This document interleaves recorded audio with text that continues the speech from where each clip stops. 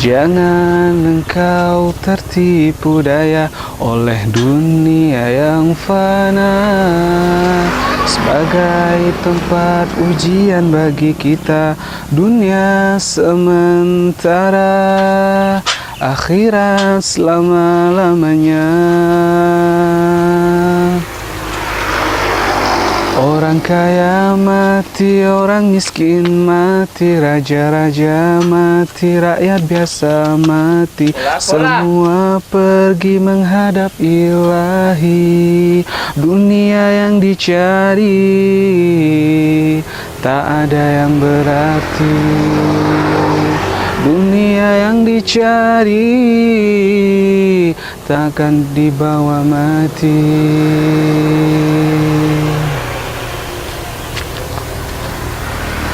Assalamualaikum warahmatullahi wabarakatuh. Alhamdulillah, hamdan wa syukran lillah, wa ala ni'matillah, wa la hawla wa la quwata illa billah.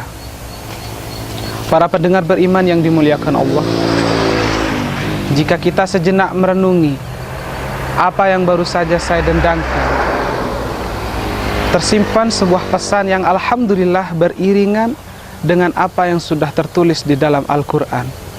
Qala Allah Ta'ala fi kitabihil karim, A'udhu billahi minasy syaithanir rajim.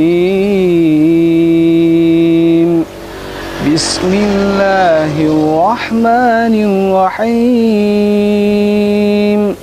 Kullu nafsin dha'iqatul maut, wa innama tuwaffawna ujurakum yawmal qiyamah, faman zuhziha 'anil nari wa udkhilal jannata faqad faz,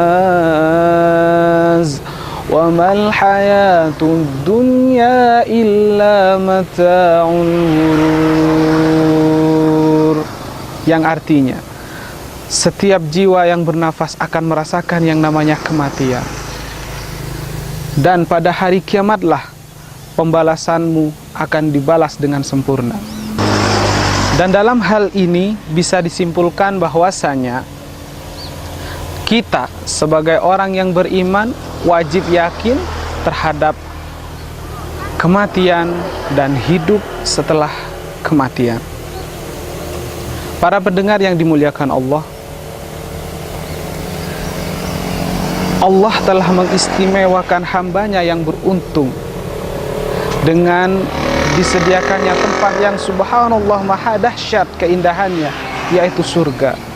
Na'udzubillahi min dzalik. Sebaliknya Allah juga telah menyediakan tempat yang luar biasa, penuh dengan siksaan, penuh dengan azab, hanya untuk orang-orang yang merugi, yaitu di dalam neraka. Para pendengar yang dimuliakan Allah, harus menjadi siapakah kita agar kita bisa dikategorikan sebagai orang-orang yang beruntung tersebut? Jawabannya adalah jadilah orang kafir. Lalu seberapa mustahilkah kita bandingkan antara orang kafir dengan orang yang beruntung di hadapan Allah Subhanahu wa ta'ala?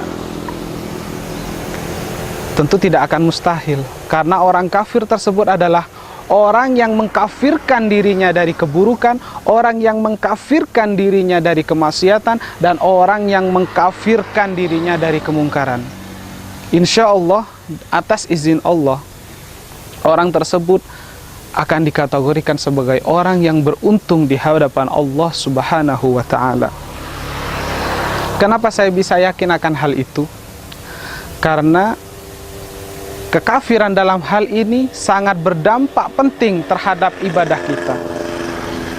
Ibadah adalah alasan mengapa kita diciptakan, seperti apa yang sudah difirmankan Allah Subhanahu wa ta'ala, "Wa ma khalaqtul jinna wal insa illa liya'budun." Tidaklah aku menciptakan manusia dan jin hanya untuk menyembah. Kekafiran dalam hal ini sangat berpengaruh penting dalam ibadah kita, karena mari kita pikir bersama-sama, sempurnakah ibadah kita di hadapan Allah jika kita tetap menggosipkan keburukan orang lain? Sempurnakah ibadah kita di hadapan Allah jika kita tetap zalim terhadap sesama manusia? Dan sempurnakah ibadah kita jika setiap hari yang kita lakukan hanyalah kemaksiatan, kemaksiatan, dan kemaksiatan? Padahal Allah Subhanahu wa ta'ala telah berfirman di dalam Al-Quran, Inna salata tanha 'anil fahsya'i wal munkar. Sesungguhnya salat itu mencegah dari perbuatan keji dan mungkar. Jadi bisa disimpulkan, jika apa yang kita lakukan selalu bertentangan dengan syariat Islam, yang kita lakukan adalah hal keburukan, maka kita harus perhitungkan kembali kesempurnaan ibadah kita di hadapan Allah Subhanahu wa ta'ala. Lalu, siapakah orang-orang yang rugi tersebut? Orang-orang yang rugi adalah orang yang selalu menunda dalam hal kebaikan. Seperti yang sudah terjadi di kalangan anak muda sekarang, bahkan di usia tua. Banyak orang-orang yang sudah menunda-nunda dalam hal kebaikan. Padahal kematian tidak akan menunda kita dan akan segera menghampiri kita. Karena jika sudah terlambat, Allah Subhanahu wa ta'ala telah memperingatkan kita di dalam Al-Quran yang berbunyi, وَمَا كُنْتُمْ تَسْتَتِرُونَ أَنْ يَشْهَدَ عَلَيْكُمْ سَمْعُكُمْ وَلَا أَبْصَارُكُمْ وَلَا جُلُودُكُمْ. Dan kamu tidak akan bisa bersembunyi dari persaksian pendengaranmu, penglihatanmu, dan juga kulitmu. Walakin dhanantum anna Allah la ya'lamu katsiran mimma ta'malun. Tetapi sayangnya kamu malah menyangka bahwasanya Allah tidak mengetahui banyak terhadap apa yang sudah kamu ketahui. Dzalikum dhannukum.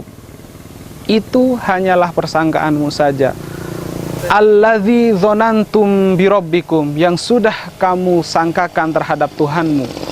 Ardakum, dugaan itu akan membinasakanmu. Fa asbahtum minal khasirin, dan kamu akan menjadi orang-orang yang rugi. Nasihat dari saya, hidup adalah pilihan, tapi ingatlah, pilihan itulah yang akan kita pertanggungjawabkan kelak di hadapan Allah Subhanahu wa ta'ala. Akhirul kalam, ihdinas siratal mustaqim. Assalamualaikum warahmatullahi wabarakatuh.